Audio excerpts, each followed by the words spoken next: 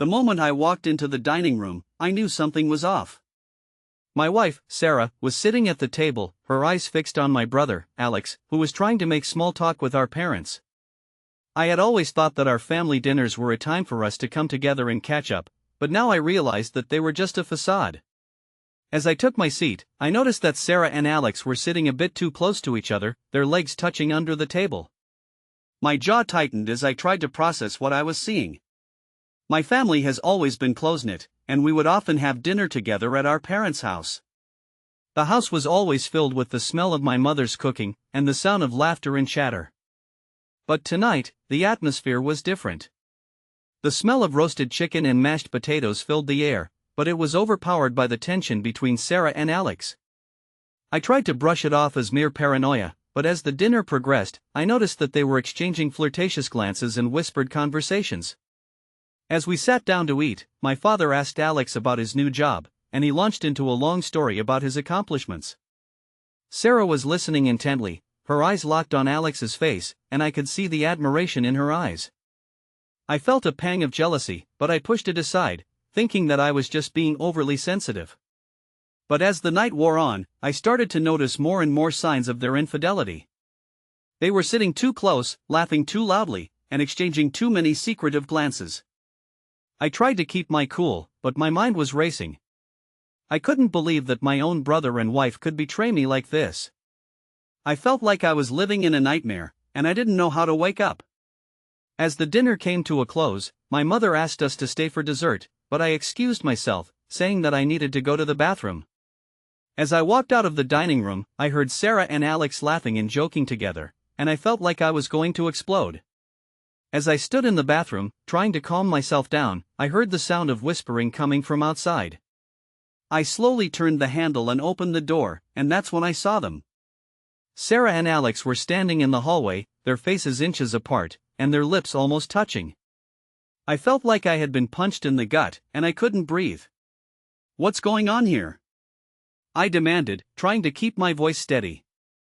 Sarah and Alex jumped apart, looking guilty and ashamed. "Nothing's going on," Sarah said, trying to brush it off. "Don't lie to me," I said, my voice rising. "I saw the way you two were looking at each other during dinner." "I know what's going on." Sarah and Alex exchanged a nervous glance, and then Alex spoke up. "We can explain," he said, but I cut him off.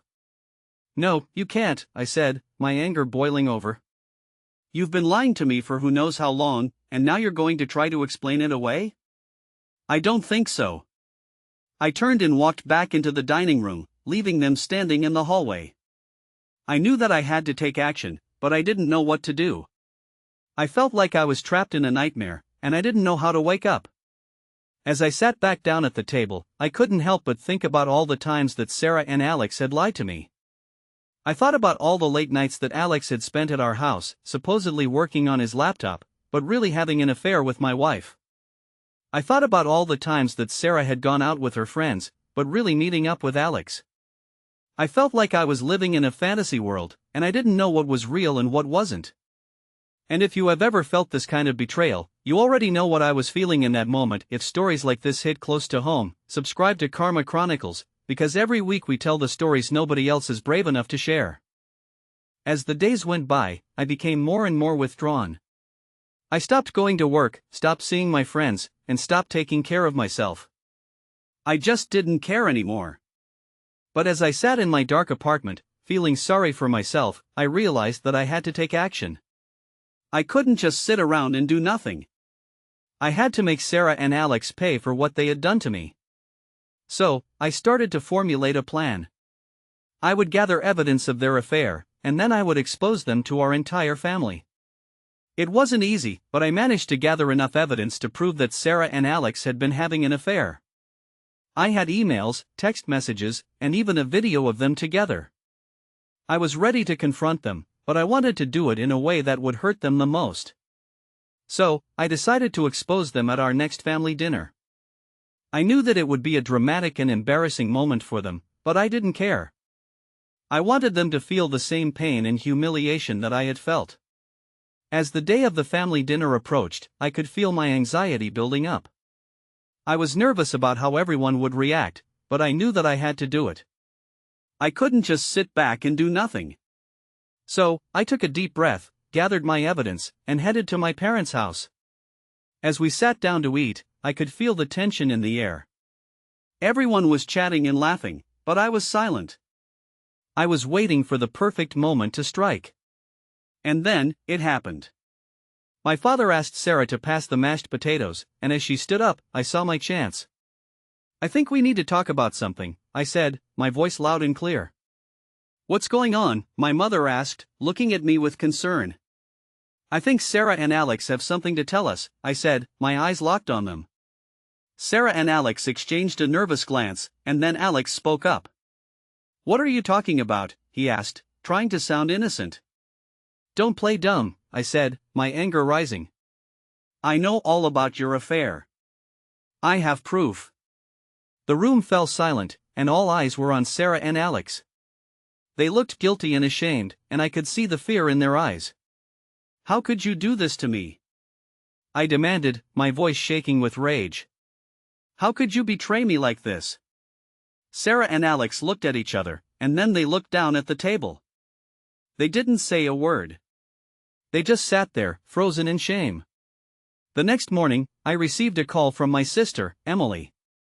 "I'm so sorry about what happened last night," she said, her voice full of sympathy. I had no idea what was going on. "I know," I said, feeling a mix of emotions. "I'm just glad that it's all out in the open now." Emily and I talked for a while, and then she asked me about my plans. "What are you going to do now?" she asked. "I'm not sure," I said, feeling uncertain. "I just know that I need to move on with my life." As I look back on the events of the past few weeks, I realized that I had grown as a person. I had learned to stand up for myself, to fight for what I deserved. I had learned to let go of the past and to move on with my life. It wasn't easy, but it was worth it. I was finally free from the toxic relationship that had been holding me back. I was finally free to live my life, to find happiness, and to love again. 3 months later, I was in a much better place. I had started seeing a therapist, and I had started to rebuild my life. I had started to focus on myself, to take care of myself, and to do things that made me happy. I had started to heal, and I was finally starting to move on. As for Sarah and Alex, they were still together, but their relationship was struggling. They had lost the trust and respect of our family, and they were struggling to rebuild their lives. They had learned a hard lesson, and they were paying the price for their betrayal. In the end, karma had caught up with them, and they were facing the consequences of their actions. I, on the other hand, was finally at peace, and I was living a happy and fulfilling life. I had learned that sometimes, the hardest thing to do is to let go, but it's often the best thing for us in the long run. I had learned that I was strong enough to overcome any obstacle, and that I was worthy of love and respect. And as I look back on the events of the past few months, I knew that I would always be grateful for the lesson that I had learned, that karma always catches up with you in the end.